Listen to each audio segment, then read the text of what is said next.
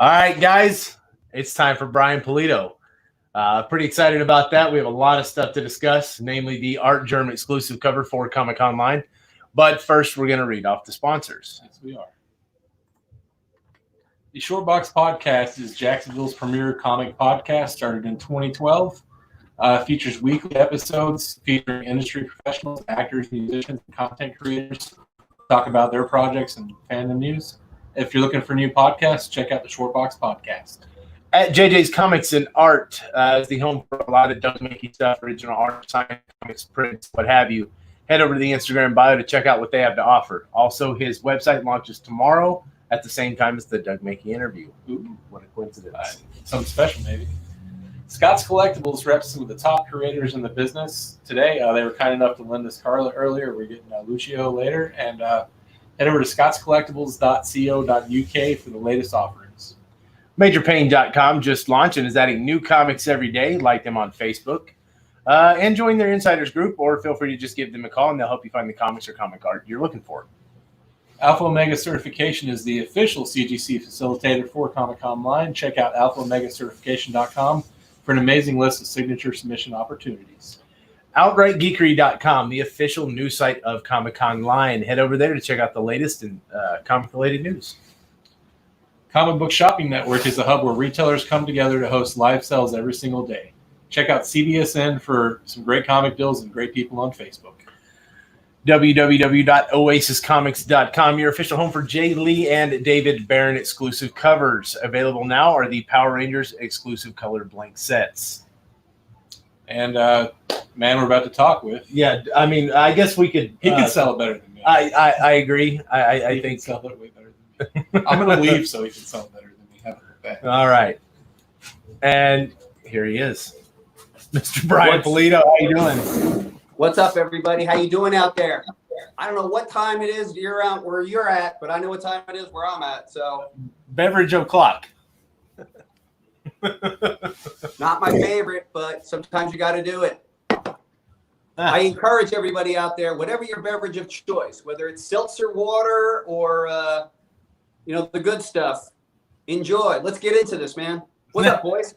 Not much. So I know a lot of times, going back at least to the launch parties and stuff that you would have with the Lady Death Kickstarters, you guys would often use Fireball or even tequila or something like that. What is the beverage of choice of Coffin Comics on average? On average, I think we do lean towards tequila. That's true. It's funny though. Even in my personal life, last Friday night, I had a quarantine happy hour with a very dear friend of mine, Mark. And we're doing the social distance quarantine thing, but he knew I was coming over. So he had a bottle of Fireball on ice, and we took care of it. Some of it. I think right now, during this whole quarantine, I've been kind of going through like a Patron thing, Jameson whiskey thing. That kind of stuff. Yeah, see, I'm not much of a drinker anymore, but what I did was definitely Jameson and never Fireball. I cannot grasp the concept of cinnamon flavored alcohol. It doesn't register. Even when I was a kid, that Goldschlager. Yeah. Was never my thing. I remember in the late 80s, I was visiting a pal in California, a guy named Stu Lesner, the loveliest dude on earth. Rest in peace. That was my dude. But we had a whole long 6 weeks with Jägermeister. And I know Jägermeister is one of the drinks of choice in the heavy metal community because that alcohol brand sponsors so many metal shows. But when I was done with that bender, that was it for me and Jaeger, mainly because the hangovers were never worth it. Never worth it. I don't exactly know what happened with Fireball, but I will tell you this. This is a fun story. A couple, 5 or 6 Phoenix Comic-Cons ago, and please understand, Phoenix Comic-Cons are local show. So on the Saturday night of the show, there's a local bar a lot of us just pile into called Networks. So we're buying our drinks at the bar. We're doing the right thing. But I admit that I had some Fireball. Hang on a second. So I had some Fireball. I got full one. and I had little tiny plastic shot glasses. You know, some Fireball like so, and I had it in my back pocket, and I'm going around and just giving extras. Well, one of our guys, I'm going to name check him, a guy named Troy Hudson. He's one of the Coffin Comics ambassadors. He might have had a little too much Fireball that night, and he was sort of falling in love with, there was this crazy clown, and that's one thing, but there was a dude kind of riding in our group locally. He's known as the Mangler, and no joke, for some reason Troy just kept kind of, I don't know, like kind of not picking a fight, but just sort of picking on Mangler, and everyone in our group's like, dude, no. This is number one. You know, a guy named Mangler. Don't fuck with him, okay? Just start there, you know. And Mangler was great about it. He was, but it was another fun Fireball night. But I digress, guys. Thank you so much for having me at this exciting event. We're in this new era. You guys are at the forefront, and welcome to Coffin Comics. This room is what we call the war room. Jimmy Calabrese, who's manning the camera, you mind like backing up a little bit and showing people? So this is the war room. We definitely use it for production, but you'll notice that our actual conference table is shaped like a coffin.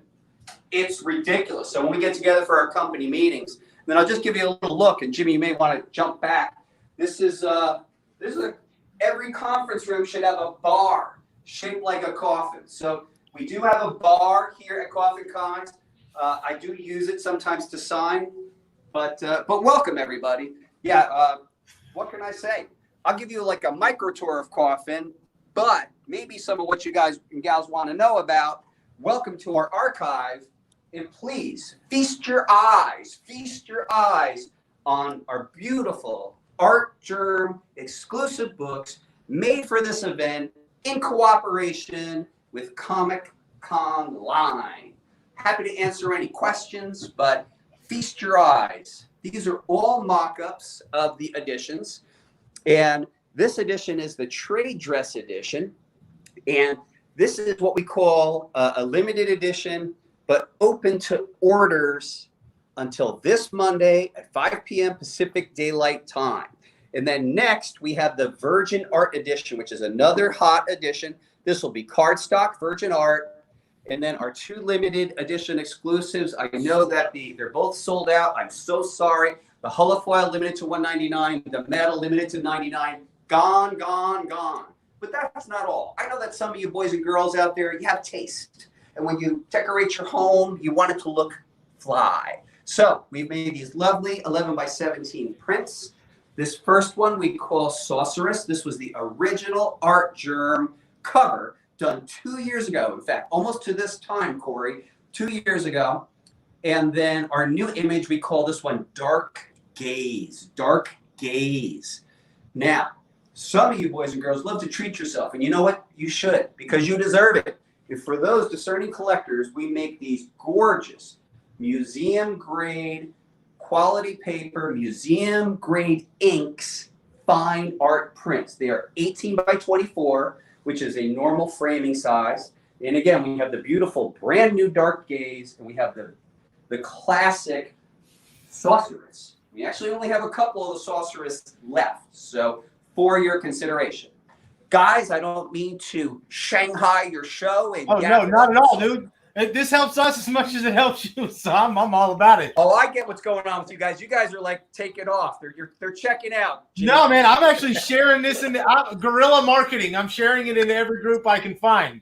Well, that's great. Yeah, and so at the very beginning of this, I want to thank Corey for putting this together. We've been in contact since we met through Collector's Corner. Some of you guys and gals out there may or may not know, besides being a comic book creator, I'm actually a very dedicated comic book collector. I don't even know the date of when I formalized being a collector, but I do know the date when I began consistently collecting Captain America. But I know that I was reading comics and sort of half-ass collecting before that. But my date of beginning reading Captain America is July 1974. So I'm actually in this month celebrating my 46th anniversary of reading Captain America consistently without fail, whether I was a starving high school student, starving college student, dead broke post-college student, trying to pay back student loan, and all the ups and downs in life, I'd cobble together my 20 cents, my 35 cents, my 50 cents, my 65 cents, my dollar, whatever it was, to get my cap. So even to this last week, I got the latest Captain America number 20 of the current run. And, so I met Corey on the corner because I had noticed that a lot of guys on the corner who were admins were like legitimately fans of my former company, Chaos Comics. And we all just sort of naturally got along anyway, had similar sort of tastes in books. So always have something to talk about, always reading books, always trying to discover that new, fun, delectable book to read. So anyway, again, I digress. You guys come out of your coma and feel free to answer any questions you have. And if you have comments out there on the stream, let's rock it out. One thing I do have, just kind of talk a little bit about the creation of these Art Germ covers. Specifically the Sorceress. That one came to be because, was it 2018, around January is when Art Germ joined the Collector's Corner. And he saw the passion for that character and how many people throughout this Q&A we had, just, because the corner is a very, Coffin Comics heavy group, they just kept asking, hey, can you do a Lady Death? Can you do Lady Death? Can you do Lady Death? Can you do Lady Death? And I think maybe Brian saw those questions, maybe reached out, maybe asked a couple questions. Yeah, something like that, Corey, where there was that groundswell of commentary. And I think I shared it with Art Germ and said, looks like the folks want this. And he agreed. Here's the fascinating thing behind the scenes. So Art Germ produces an image, and it's strong. In anyone's book, absolutely phenomenal. But I challenged him back. I said, maybe that's not within what people expect of you. What else you got? And then, believe it or not, he actually, and I approved that first image. Then he generated yet another image, and this was pencils. And I thought it was great. So I signed off, and I'm happy. And then we had agreed upon deadline. And then 2 weeks later, he sent me an entirely different image, which is that image. And this is the Sorceress image. And I have to admit that we found this image, myself creatively, as a creator of Lady Death and the writer, I found the image so compelling. It's very evocative image because Lady Death is a magical being, and this is a phenomenal expression of it. And it really helped me reconnect with that element of the character because in truth, I have been operating with Lady Death almost like in terms of her attack and approach, almost like a female Conan. No joke, right? Mm-hmm. I actually use a lot of different archetypes in story, since I've been telling the character's story for well over 25 years.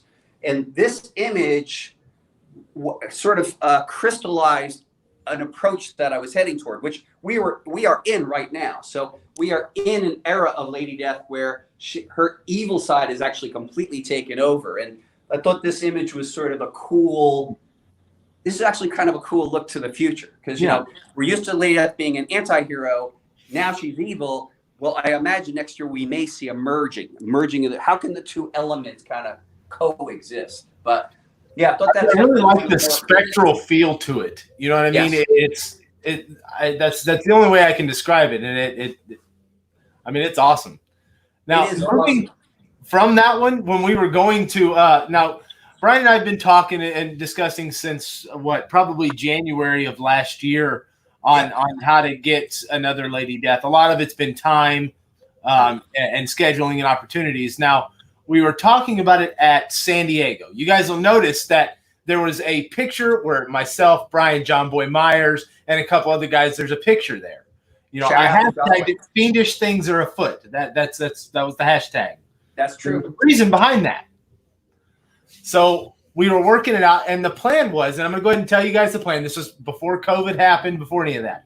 Brian and I were talking. We were going to do something. This is like Greg and I were talking. It was going to be funny, at least to me. I'm a very, very into the 80s wrestling vignettes. I find them comical. It's really fun. Just a whole bunch of drama and, I don't know what it is about them. But, we had talked about trying to do something like that. Yeah. Well, Corey, when you say like wrestling, I think a lot of the finest comics that we grew up and love, at the heart of it, they're usually fight comic books. And you can get like, the big trippy storylines and the heady writers, but really at the heart of it, you kind of love and want to see the Thing versus the Hulk, Thor versus the Hulk, and you want to see the outcome of it. So I myself also, I'm a wrestling fan, and that's kind of the essence of it. It's like, who's going to win this fight when they get together? And I've always liked that about comics. Yeah. So the concept, I'll tell you guys, it may be dumb. I don't know. The concept was we were going to be in San Diego or somewhere. We were going to be somewhere. We were going to video Brian coming in, Stanley at the table, and then they were just going to kind of, agree to do the cover more or less. And that was the show behind it. Obviously, tragedy struck, can't do it, but we found a way to make it happen anyways. Yeah. Well, the premise too, and by your own guys' agreement, is we wanted to do Art Germ for all. So in this particular game, we just wanted to like make sure everybody had a chance, because in the first one, and that was by design, it was a very limited Art Germ collectible. And I think I don't know, Corey, you would know, I wouldn't know, but that's one of the rarer Art Germ images out there. I want to just real quick, this is hanging in the office. I want to show this off. So this is one of the comic resource frames. These are the Art Germ artist editions. Oh, that's cool. And look at that. I love it. Those are cool. So that hangs in the office. I get to look at it every day. Every single day. Actually, Greg has to look at it every day because it's right in front of his shipping station. But hell yeah. Well, that's awesome. Yeah, I mean, again, a whole fun project. Working with you, getting to know you a little better too, has been really fun. And I mean, I think one of the cool things about comics, when you think about it, and I've been in the game, it's going on 29 years, it's really kind of friendships, camaraderie, relationships. I mean, meeting up with you last year at San Diego, and then there was John Boy. It's just kind of cool because I think that was the first time you and I met face to face. We've been yapping and stuff online, but that was fun. Yeah, I mean, we've in passing talked a lot through the Collector's Corner. Actually, I think I don't know if you were. I actually tried to set up John Boy at one point to get a cover for that, because I've been friends with John Boy for quite some time. Like, he's a wonderful human being. I love that guy, and so I like to see him on stuff. I love his very unique approach to art. He has a tremendous amount of energy. It's interesting because I do look out there in the world, in the field of comics, and who's coming up and stuff. But then some people on occasion will just I'm human, I guess, right? Some people just miss my radar. And like the perfect example of that is Dan Mendoza. Dan and I have probably been to like 20 shows at the same time, but I just never personally connected. He even told me, early on, he might have come up to my table to introduce me himself. And, it didn't quite connect. And then a guy named David Harrigan, who's an artist who works with us quite a lot, said, "Hey, Dan wants to do a cover." And I'm like, "Who's Dan?" He's a Zombie Tramp guy. And I really looked at his work, and I'm like, wow. And then so we commissioned him for his original cover a couple years back now. And then we got to meet, and there's just a real kindred spirit there. And I feel the same way about John Boy. I started recognizing his work and then asked him to do a piece. And when he did it, it truly boggled my mind. And then I got to be more familiar with his work and his design ability. It's second to none. There's just a ton of energy in what he does. And I guess, for me, I'm like everybody. I get to be a comic book collector, but also to work as an art director with all these artists is, that's just the sweetest element of it. There's a lot of fun stuff about comics. I get to sit in a room and write stuff, imagine it, and a year later see it. Then I get to work with all these talented artists. Then just another element of our business that I adore is, we have this cool building that's themed out, and we do a lot of a great majority of our business through mail order, and I love every element of mail order. So it's kind of a blissful experience these days. Comics have been very good to me through the years, and they're particularly fun now. So I'll ask this, and maybe this is might be giving away too much, but are there any artists that are on your radar that you would just love to make something happen in the future, whether it's for Lady Death, Hell Witch, La Muerta, any of the properties that you have, that you I would really like to have something done by them, and I'm going to find a way to make it work. Yeah, and sometimes it's a matter of me not, making the effort just yet. So for some artists on my must list would be, or I would love to list would be Alex Ross for sure. Olivia, because she's the best. Milo Manara, because again, he's a phenomenal talent. Bruce Timm, just again, really unique talent. I know there's a work in progress with one of your guests this weekend, Tyler Kirkham, and I signed off on a design, and I really look forward to seeing the finished piece. I will give you guys for fun an exclusive. We have about 5 or 6 artists on the upcoming Lady Death Kickstarter, Treacherous Infamy, which will debut on Kickstarter, If the Comic Gods Shine Upon Us, on Wednesday, August 12th at 7 p.m. One of those artists, which I think is really fun, is Walter Simonson. So nice. Walter Simonson, who is an incredible talent as both a writer and an artist, has recently turned in a gorgeous Lady Death piece, and it's exactly what you'd expect from Simonson. A lot of energy, a lot of excitement. It's kind of Lady Death coming at you, double swords, and she's commanding an army of warriors from time in hell. So excited to get that in. Walter and I are on the board of Hero Initiative, and I've worked with him as a peer professional. But to be honest with you, I always look up to Walter. He's, from a generation that so influenced me, that his run on Thor is nothing short of remarkable. And his run on his own book, Manhunter, he did Orion for DC, he did a beautiful run of Fantastic Four. I mean, so to have Walter Simonson do a Lady Death cover is remarkable. And then I think you guys and gals out there might be interested in how we're going to present the work. It may not be exactly how you expect it. It'll be a comic book, but the presentation will be in a way other than what I think people will expect. Let's see. Someone said Jenny Friesen would do a sweet cover. They're literally. Yeah, that's true. I've had usually one of the things, I usually don't do cold calls. I'll meet folks, and I like Jenny's work quite a lot, and that would be amazing as well. I guess, on the one hand, there's that confident persona, Brian Pulido, he'll go ask anybody to do anything. And then, if I straight up, I don't have any knowledge or no connection, I haven't met Jenny Friesen at all, so it'd just be this kind of kooky cold call. But her work is incredible. Yeah, absolutely. Just to give guys an idea of how my experience with you and getting an artist to do something. We were at San Diego. This is where Kunka was, and this is his first convention as an artist in America. And, you said, come on over, we'll check it out. We brought the portfolio up, and your vision for your characters and the way that you have, instantly. I mean, just look, you didn't have to look through. You saw the first one, you knew instant that was a artist that was fitting for your creations.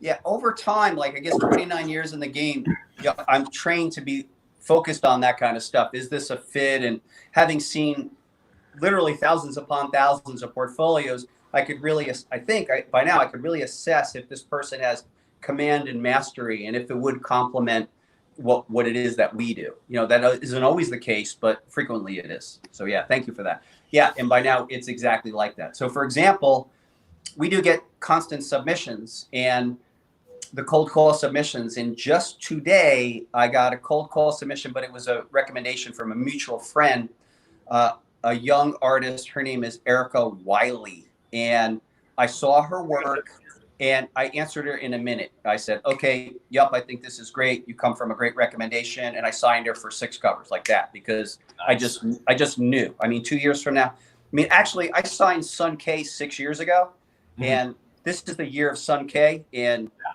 I knew back then, it's just her work is tremendous, and it's going to be popping. And really, she's got those candy colors now, and man, her stuff it's just. Yeah, her colors are kind of close to, not quite David Nakayama style colors, but very vibrant. Vibrant. Nakayama, who's done stuff for us too, and Sandra Niven-Jones is a colorist who's known for that. And the whole idea of doing poppy colors with dark subject matter grew out of being on the con scene.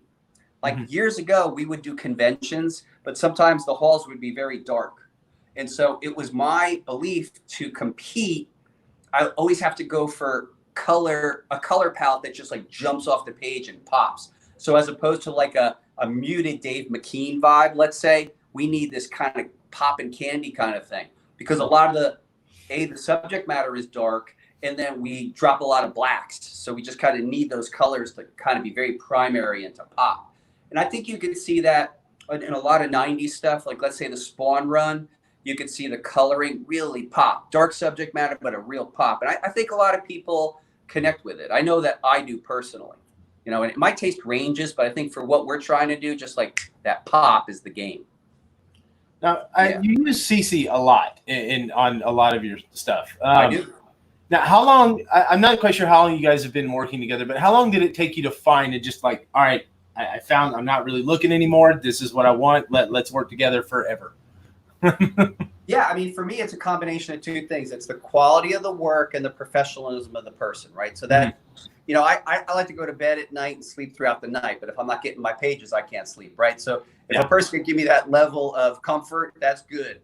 What happened was a mutual friend recommended CC to me. I tried her out on a couple of covers, and then for me, I felt like she was another. If we were a band, she was like one of the, like if the penciler is the guitarist, she was the bass player. I felt like her work was a critical component to our look, and artistically, I could see her being very adaptable. She has a certain approach to color for Lady Death and a certain approach to color for La Muerta. And yeah, I mean, we adopted CC De La Cruz pretty early on. At this point, 5.5, 6 years ago, and just think her work is tremendous. And I think one of the incredible things that have stood the test of time with CC, I mean, she might do 70, 80 Lady Death covers in a year. And the amazing thing is I just don't think she repeats herself. And that's another thing where it's like she keeps finding a new angle. And it's one of the things that I really like about working on a finite amount of characters is taking that quote unquote limitation and then always finding a new emotional color or a new range. And I think just almost automatically CC has that. And the fascinating thing is she doesn't really speak a lot of English, and I speak a very small amount of Spanish. But yeah, CC is a remarkable colorist, one of the finest of her generation, in my opinion. Now, another artist you've used several times is a local artist to us, Jen Broomall, Yes. who a lot of times will use Ula Moss, I believe, to color her own stuff. And what she was saying, and this is like just Ula Moss, but colorists in general, a good colorist like CC, like Ula, will be able to find that particular pencil inker's what works best with those lines and how to make that pop. And I think they do, and it's individual to each inker and each pencil inker. Well, I think it's true, and yeah, both those talents are incredible. Jen Broomall has turned in some amazing work for Coffin, and Ula Moss is another tremendous talent. And we worked with Ula for over 6.5 years as well. And I think it's neat too because they do a lot of independent work, but it's the defining work of the last 5 or 6 years. You know, these tremendous artists. I actually have a pretty cool Jen Broomall. We were both going to do a con earlier in the year, but you know, things happened, and it's actually an Army-Navy shot of Lady Death La Muerta. So I do have to get that into production and choose a time where that one's coming out. Yeah. Another great colorist too is Sanju Nivenjun. And again, we've had a relationship with Sanju for a while. And, you know, we call him like the bubblegum pop artist because his stuff's just got that shine. And when I'm communicating with Sanju, I might say, it's like, well, Lady Death's costume in this particular iteration of the cover is matted lace, and then in the next one, it's a shiny latex, and that guy's amazing on texture. We have people saying that they love Nate Zerdy's work, which he's local to us too, isn't he? Yeah. I can't get enough of that Nathan Zerdy stuff. Nathan's done a real great job on the few images he's done for us. And I wish he could do more. I see the phenomenal work that he's putting out. He just did a collab with Ryan Kincaid on a Harley Quinn cover, and I was just like, exquisite. You know, it's one of those rare moments of jealousy. It's like, I would like his time on my work. So he's great. He's popping. And I remember seeing him on the convention scene, and I don't exactly know how we met. I think we definitely met at a con. I don't exactly know how we connected. But he did last year a beautiful series of covers. One Hell Witch, one Lady Death, one La Muerta. They were great. I have one Nathan Zerdy in my pocket for the near future. And I mean, I guess I could tell you guys here too. So Nathan Zerdy and Monty Moore are now both embarking on a series of images that are representative of the United States Armed Forces. So they're doing Air Force, Army, Marines, what am I missing? Coast Guard, I'm missing one. Space Force. Space Force, correct. So we should add Space Force. So yeah, both those guys, and that really plays to both of their strengths. Yeah, Nathan's cool. I can say that Nathan Zerdy has a Lady Death swimsuit image that'll be part of the next Lady Death Kickstarter. We have, man, on this Lady Death Kickstarter, Corey, I am like drunk on the amount of art we have. It's bananas. So our mystery envelope artists are, the list is ridiculous. I have so much good art, and I don't even, it's not like we're quote unquote relegating them to this mystery envelope, but we have these artists, and their editions are limited to like 40 or 80 copies. But it's, you know, it's John Boy Myers, it's Monty Moore, it's Nathan Zerdy, it's Ryan Kincaid. It's ridiculous. It's crazy. I don't know, I didn't even know how else to manage these beautiful pieces, but I had to unleash them on the world. But they're all like hyper limited. It was what had to be done. Just to kind of put things into perspective, as far as how many creators that you use and how, like, you know, how far you branch out. The Conline roster that we have right now, 80, maybe 90% of the roster has had a Coffin Comics cover or contributed in some way. That's pretty cool. You know, I guess one thing, it wasn't by design, it just happened. It just happened, dude. I don't know if this is good or bad. I was talking to a major creator, Doug Tenemple, who does Earthworm Jim, and he said, you know, the one comment I have to say about you, dude, is you put out a ton of stuff. And really, we're still, like, Coffin Comics is a relatively small shop. And myself and one other person, Nick G, are the only people working on editorial. You know, I'm the guy who contacts the artist, signs the contract. I'm writing the script, and I'm writing it with Mike. I'm trafficking the pages for real. I'm trafficking, communicating, all that stuff. And this overabundance of work is kind of an expression of my hyper work ethic. You know, I kind of wake up and like 15 minutes later, I'm going. And I think, you know, Jimmy Calabrese, can you attest to that? Oh, that's true. Brian Pulido is the, he's like, you know, lightning in a bottle, that just like the force that runs Coffin Comics. And it's just amazing. I think his energy like energizes all of us throughout the company. So it's just an amazing place to work with for Brian. Well, thanks, Jimmy. Yeah, Jimmy and I go way, way back. But yeah, so yeah, when you see all that stuff out, I do know there was a Con earlier this year, Corey. Right. Oh, MegaCon. So, you know, MegaCon is going to happen before this all went down, and I got an invite.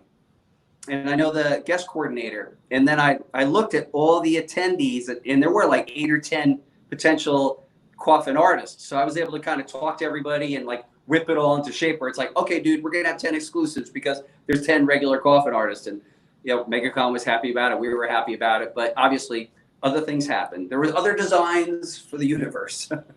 Yeah, it happens. But I mean, is that what you do? Like you kind of, you look at the con and you pick who's there just to try to, you know, I guess I don't want to like saying capitalize from a business aspect. It makes sense to capitalize on the artists that you've used for fans to get duplicate signatures and things like that. Those things that fans want. Is that something that you look into, or do you just pick the pretty covers?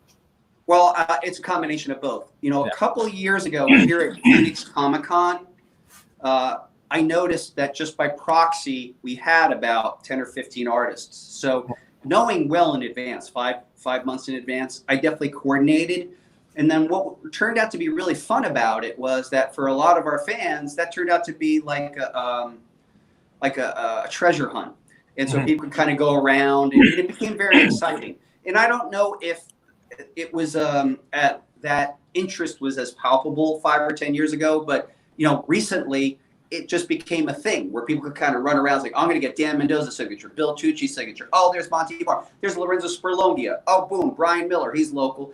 And, so it's equally fun for us. That way it's like, hey, did you get that done? Hey, did you get that done? So it's, Corey, to answer it specifically, I really try to avoid the cynicism of having business lead what I do ever. I find that's a trap, but what I try to put down as my focus is my love, my joy, my excitement and passion for something. And what I've noticed in my life is when I let that lead, everything else kind of follows it. Yet in my life, if I were to just simply be cynical about it and say, I'm doing this for the Benjamins, in reality, I would have been a contract lawyer, which I have a complete aptitude for. So, I just sort of like, hey, wouldn't that be cool if? That's usually my approach every time. It's like, hey, wouldn't that be cool? Like you and I had a private conversation prior to this. Mm-hmm. One of your guests is on my list of people I would love to have do cover. And I was like, hey, if you could broker that, that'd be great. Because wouldn't that be a dream come true? I've read that person's work for now ongoing 40 years, if that's possible. No. I love doing that stuff too. Just to be in a position from, 40 years ago, the collector's corner was just some pud working at a comic shop. And now I'm kind of helping broker deals with a legend and one of the top selling publishers in the game right now.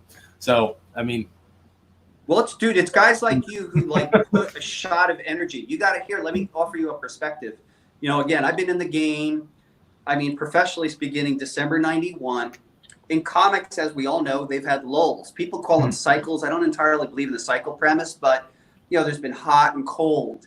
And the advent of certain players coming into the game, I point to yourself, the corner, and then the advent of the quote-unquote Facebook seller, which was the first human being to do it, was Sean Hideko. I remember he came over.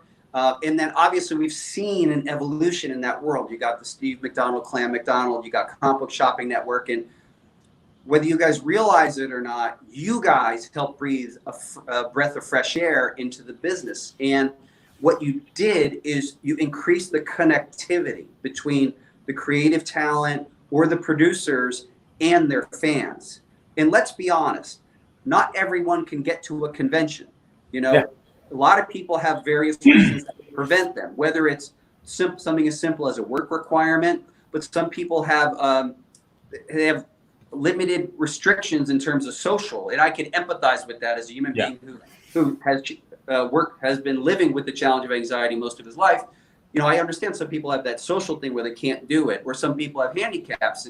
And what's neat about this era that all of you guys ushered in is that you flattened that. There's no barrier to entry. And whether you guys know it or not, I think you really helped usher that era in. And that's something that I saw. I didn't do it, but I saw you guys, all of you collectively doing it. And I'm like, this is the future. Well, and we kind of knew that right when you decided that, hey, I see this group with 6,666 members. I'm going to do a giveaway for them. Yeah. Yeah. And again, that was a pretty spectacular thing. That was fun. It was fun. And again, not cynical. What I really noticed is, I was kind of doing my thing, and then I start seeing the admins, like they legitimately enjoyed the work that I did. And let's be honest, like it's an acquired taste, and I'm fine with it. You either get it or you don't get it. You guys were so passionate that it was natural to kind of head in that direction. And it was really gratifying. We had our Fiend Fest last year, and it was so great to meet probably like 15 everybody but me. Yeah, exactly. Everybody from the corner came over. It was tremendous. Yeah. I had planned to go, but I had this little thing called Art Germ Collectibles I had to be a part of. I really wanted to go. It was because I met, and it was awesome because Dennis Purish actually drove down from North Carolina and stayed at Bob Cronister's house, who has been neighbors with my dad for 14 years. And I don't know if I've ever told you the story how we met, but I've got to sometime. And I'll probably do it before this is over. But they were there, and they were getting in Bob's car, and then they were driving to Texas to meet up with Huffman, and I think Justin Ingram, and maybe even Dane. And then they were all meeting in Phoenix to meet Chris Silva, and I think even Augie Rocha was there. A bunch of guys. Yep, he was. Yep. Yeah, it was great, man. It was just a hoot meeting everybody. And I know, too, it's fun because, interacting with everybody and hanging out online, we really, really knew each other in a sense, right? So when we came together, it wasn't like first time I met you. It's sort of like it's like, all right, let's drink some beers, let's talk comics, let's get down to it like right off the bat. So it was cool. Yeah. I mean, because you see the pictures from that event, and it wasn't like a standard con. It was like the events after the con, where everybody got together, all the friends got together. They go to eat dinner and everything. You see all the pictures, and that's exactly what Fiend Fest looked like. Yeah, I mean, it's a more curated event because it's we don't sell tables to outside vendors. It's just coffin centric, coffin talent. Even before we open up an exhibitor's room, we have a get together, like a like a meet and greet party on Friday night. Mm-hmm. And at one point, what I say to everybody is like, look, not everybody knows each other. So would you mind just turning around to the person to your left and stick your hand out and say hello? Because we all have something in common here. We all dig this stuff. And I think that set the tone for the weekend where everybody's a friend. And although we have our quote unquote dealer room open, we have a trading post, we got panels, and then into the night, like the party goes on. And since we control the space where the event is, we're able to offer people free water, free beer. We started having booze if people wanted it starting at noon because we're all adults here, choose whatever. So yeah, it's I like big national conventions as well, but this one by design is supposed to be intimate and just supposed to be about our fiends. And then, of course, we actually had a shuttle bus that brought people to our HQ where Jimmy Calabrese personally gave a tour of every element of this building for people. And it was, I know after Fiend Fest, speaking for myself, I was on a spiritual high for about 6 weeks. It was remarkable and eye-opening for me. And it really affirmed things for me, like the path that we're on. It's like, okay, all this feels really right.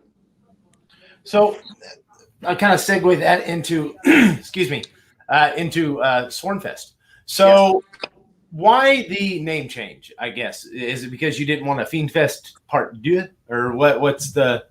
it goes back to a really simple promise. In the beginning, all I ever did was promise people one Fiend Fest. And the people who knew said, so that was it. And so when we started getting our gander up and say we want to do it again, what should we do? And I think I would also say too, right, so we retired it. And this whole notion of being sworn seems to evoke this era. So it seemed logical to kind of do the change since we had to retire it anyway. So by calling it Sworn Fest, it kind of really expresses this era. So with that, now with the current state of everything, is Sworn Fest still in full force, no questions?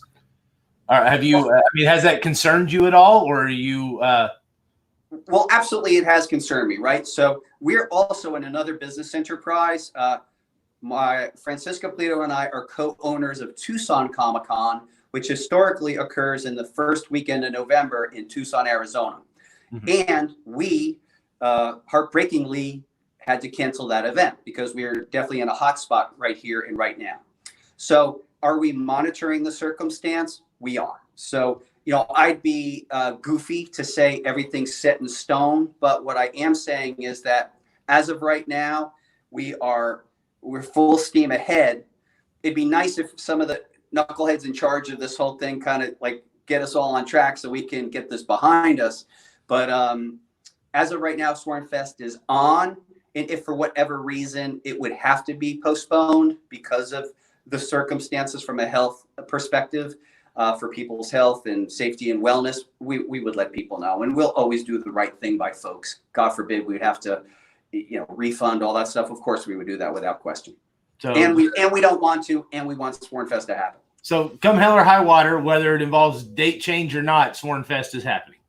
There is no doubt Sworn Fest is in our future. So, all right. Well, I was kind of wanted to get on that. Let's see, what do we got? I'm running the road trip this year with them. Okay, Tony Buck apparently is taking the road trip with those guys. So I'll kind of give you that story. It 14 years ago? I had just come down here. Hurricanes were coming through Jacksonville. I had never been through a hurricane, never in my life. I'm from Kansas, where we have real wind, tornadoes. Right. And, So I come down here, and it's just like, I mean, it's steady 35-mile-an-hour winds. And so my brother and I decide, I'm tired of sitting inside. What do you want to do? I don't know. Let's go watch the neighborhood cars. So we got a bucket, some dish up, just walked around and just for fun, just to meet neighbors, started washing everybody's car in the middle of a hurricane. Well, a fence fell down, so we go up, we start putting it up, and it's Bob's fence. So that's how I met. His fence fell down in a hurricane, and I'm out there with a power drill putting his fence back up. That's crazy. And Bob Conister is actually one of our official Coffin Comics ambassadors of goodwill. I mean, Bob, time and time again, has embodied that spirit of kind of friendship and kindness. And, we all know that, he's a big man. He's a tough dude, no one to mess with. But by the same token, he's a very compassionate guy. And we asked him to step up and be an ambassador. He's one of others. We also have Troy Hudson, and we're going to ask another person soon to be an ambassador. And that's a person who just spreads goodwill through our culture. Because look, let's be honest, our culture of readers and fans, they can be pretty hardcore. And so to keep the lines of communication open, keep everybody loving each other, we have guys like the ambassador just kind of keeping an eye on everyone's temperature and kind of keeping everybody on a positive tip. Yeah. I mean, that is kind of cool. The fandom is so, I guess, I can't even think of a word for it. It's just so rabid to a degree. I mean, people are so passionate about it that, and you bring the fans into the fold. I think that's one of the things that is actually, for outside looking in, I think is an amazing thing that you bring fans in to actually make them a part of the family. It's not a contributor. It's not a, some guy that's throwing money backing Coffin Comics. I mean, of course they're collecting, but they're just fans that are good people that love the product that you put out. And they're almost their spokesperson. It's amazing. What can I tell you? It's always been an immersive experience for me. I remember it's about 5.5 years into me producing new comic book content. And I remember before then in the 90s and up until about 2014, other people had published my work. And essentially I would write a script and it would go to that person. And my ultimate conclusion was that it just wasn't satisfying and three-dimensional enough for me. So when I got back into the publishing game, I just realized that it's got to be 100% immersive for me to feel like my job had been done. And I think all this outreach and connectivity, it's just a natural part of the expression for me. So again, no cynical ploy here. It's just like, let's all get together and party down loving comics. I mean, my list of stuff is like, let's party down and love comic books, watch horror films, and drink beer. So that's my general objectives most time. Jimmy's laughing because it's true, right? It's true. It's the weekend agenda. Very, very simple. I already have my plans tonight. I know that when I get off Coffin Comics tonight, Shudder's got a new horror film on. I think it's called The Beach, and that's what I'm doing. I'm having a beer and I'm watching it. But guys, take a look if you want. Like right here now, this is a cool hallway showing all the cool stuff I produced. We call this the Chaos Comics hallway because it's a lot of the comics I was associated with back then. Some cool stuff. Other promoting. These are cool, man. We used to do these little promotional posters. That's for the More Action collectibles. Even did the cover of Wizard back in the day, and even a sell sheet for Evil Ernie. Very lucky to be among some of the earlier people to get in on the kind of collectible-based action figures with Claiborne Moore, and was even lucky enough to do this project called The Supernaturals for Marvel, which was real cool. Fun stuff. So when you relaunch, when you decided, all right, I'm done not doing comics anymore, right? And you decided to I'm gonna pick this shit back up and I'm gonna run with it again. What, rather than just being your own publisher per se and just trying to hit comic shops again, what deterred you from that and then sent you directly towards Kickstarter? I mean, obviously you weren't the first guy to do Kickstarter, but you sure as fuck pioneered it. Well, when I decided to get back in the game, the fundamental question I asked myself is, how can I get the work out to the most amount of people and provide a living for myself and and the folks who work with me? Because sometimes I remember towards the end of my last publishing gig, man, that was tough. So I actually went out and I interviewed who I would consider to be the captains of industry. I'm not going to name them, but they really are like the big dogs. And my conclusion was that the primary conventional comics market had a mild enthusiasm at best for my work. And I am not blaming or judging them at all. It was an observation that I had. And so I was actually watching comics on Kickstarter, and particularly I was watching the mayor of comics, Jimmy Palmiotti. And I was very inspired that Jimmy he was putting out all these personal projects and really way out projects. I think one was like a lady with the crab hands. And I just thought, wow, okay, people are connecting with this. Let me give this thing a shot. And I had no idea that it would work, frankly, at the time. And there was a lot of stress and nerves, and there's still nerves to this day. Jimmy can attest to that. I get nervous every time. Oh yeah, Brian's always he never assumes anything. He's make sure all his T's are crossed, everything is set up, lined up for the best, but he's not going to assume everyone's going to come and enjoy it. So he's always putting the. You never know. You never know. So I ultimately decided that I knew that we were already a mail order based company, but we thought we wanted the idea that we could reach anybody around the world through Kickstarter. And so that's 5.5 years ago. And even 5.5 years ago, Kickstarter was different than it is today. There's a little more trust for comic book creators there, and the numbers are different, and it really is a place where people connect, and a lot of energy and enthusiasm.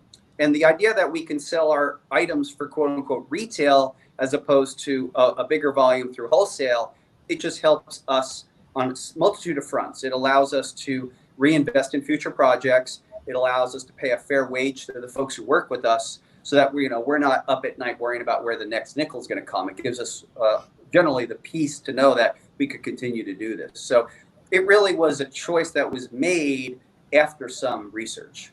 Yeah. So I just when I see it, one of the things that always reminds me, because I'm very good friends with Jesse James, and I just remember the video that he did where he's in his shop and he cuts over to you and you're sitting there with a book, and that's when you announce pretty much your first Kickstarter and everything. Now, is there in that video, you were nervous as hell, had no idea whatsoever that any of this was going to work? Right. That's right. Yeah. I mean, look, we plan for you plan for the best and expect the worst. And, Jesse James, he's my boy. We go way back. I think I was the first creator to sign at his brand new store back in the day. I think I called him up. I'm like, hey, you new guy in Phoenix, you got a store? You need some promotional materials? You need some support? What's going on? Something like that. And we are pals. And maybe our first 4 or 5 Kickstarters, we did all our premiere events. We launched definitely our first year of Kickstarters at Jesse James Comics. We'd have a party. We'd invite the community out. We had cake and all that kind of stuff. And it was tremendous. Yeah. So, and I also think, I don't want to spend my life being like Mr. Tough Guy, stone face. I'm just being honest about what's going on for me as I go along. And I guess years ago, Corey, I had a spectacular business failure with Chaos Comics many years ago. And it was a brutal experience on many levels. And it's a story for a whole nother time. But I really held that failure in for a really long time. And it wasn't really until I completely accepted it that I found some freedom in my life. And then I also realized that I could actually be stone-faced about my journey, but then it's sort of inauthentic, because I'd rather people to see the actual emotion I'm going through on my journey, because maybe there's some way a person could relate to that, or they could see that although I'm nervous or although I'm frightened, I'm still willing to go out there and do it. Because I think ultimately, life is if someone wrote my biography, they said, he persisted. And that's what I'm probably most proud of. But I can't say that I got it all dialed in all the time. I mean, rather, I have it all dialed in all the time in a practical business sense, but then in an emotional sense, sometimes this stuff is nerve-wracking, frankly. Yeah. And who really knows? Things change all the time, as we all know. And that's one of the things, working with our German, he's said to me a lot of times that, don't worry about your failures, because it's only going to teach you how to do it right the next time. Well, I think that's absolutely true. Yeah. Yeah, and even with Jesse, I talked with him when I started Art Germ Collectibles, and I had just started my own shop 4 months prior, and I was going to have to sell it in order to do this. And I was just broke because I thought that was going to mean that my shop failed, right. And Jesse has been, a very good mentor to me because he's been doing this so much longer than I've even been alive. So, I mean, sorry, Jesse. So, Older than all you young punks. And he's like, sometimes in order to realize what you're meant to do, you have to let something you love die. Yeah, it's true. Now, I don't know if that's from him. I don't know if he stole that from somebody, but I credit it to him. And that's kind of what I've been doing for the last 2 years. That's how I've done that.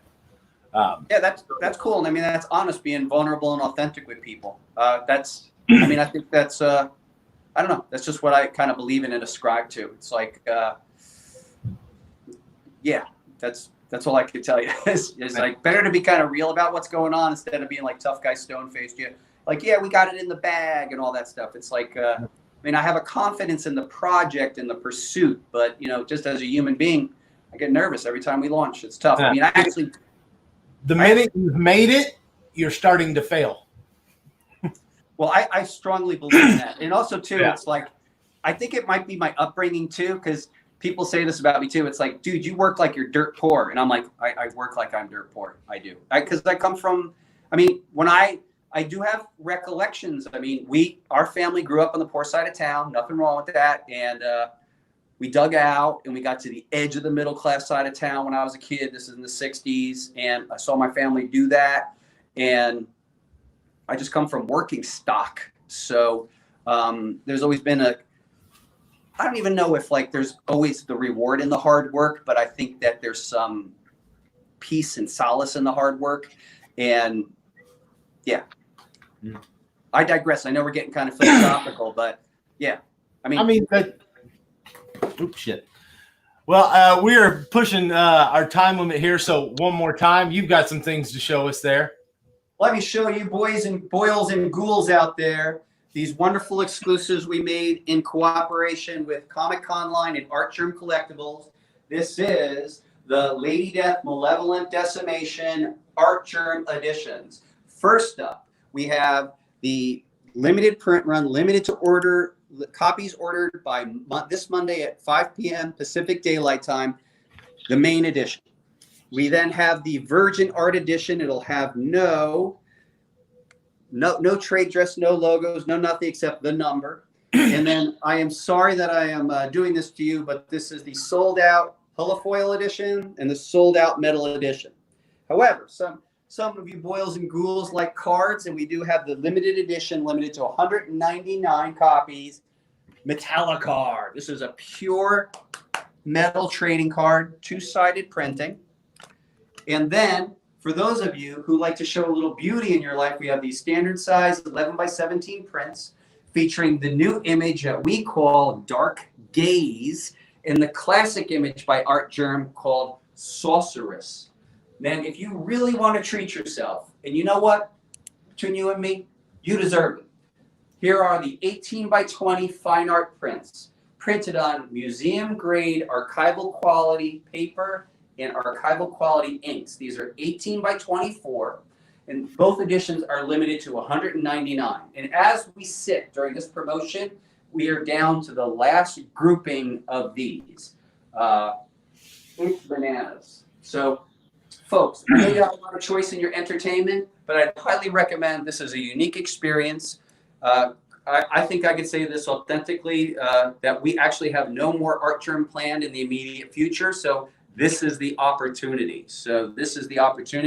This is Art Germ for all. Get it while you can and get it today. Yeah, man. All right, Brian. Man, I really appreciate you coming on. Guys, get to www.coffincomics.shop. That's Coffin Comics. You got to put an S on there, shop, not just comic shop. .com, and go pick those up. Please do. Thank you guys so much for the opportunity. It's great to be with all of you boils and ghouls out there throughout the globe. Thanks for loving comics, because comics love you. All right, buddy. We'll see you soon. All right, cool, man. Thanks for everything. Really appreciate it. All right, guys. So that's a wrap for Brian Pulido. That was a hell of an interview. That was fun. I enjoyed it. We have some sponsor obligations to read off, so let's get after it. The Shortbox Podcast is an award-winning comic and pop culture podcast based out of Jacksonville, Florida, going 8 years strong. If you're looking for a new podcast to check out the Shortbox Podcast. At JJ's Comics and Art is your place to go for all Doug Minky stuff and other stuff, including original art, comics, signed comics. I think the dude even sells Funko Pops and sports cards and just a bunch of stuff. Pogs. You can get Pogs. If it's collectible, he's got it. Scott's Collectibles reps some of the top creators in the business today. They're kind enough to lend some of those creators to us for the show. Check out scottscollectibles.co.uk to see the latest offerings. MajorPain.com just launched and is adding new comics every day. Like them on Facebook and join their insiders group, or feel free to just give them a call and they will help you find the comics and comic art you were looking for. Alpha Omega Certification is the official CFC facilitator for Comic Conline. Check out alphaomegacertification.com for an amazing list of signature submission opportunities. OutrightGeekery.com, the official news site for Comic Conline. Head over there to see the latest in comic-related news. Comic Book Shopping Network is your hub for all Facebook comic shopping activities. Check out CBSN for great daily live sales. Check it out. www.oasiscomics.com, your official home for Jay Lee and David Barron exclusive covers. Now available, they have the Power Rangers exclusive color blank sets. And you just saw it, but we'll talk about it one more time. Get that Art Germ Lady Death while you still can. It is beautiful. Monday, 5 p.m. Pacific Daylight Time. All right, guys, that's it for this one. We will see you in about 27 minutes when we go live with Edukure.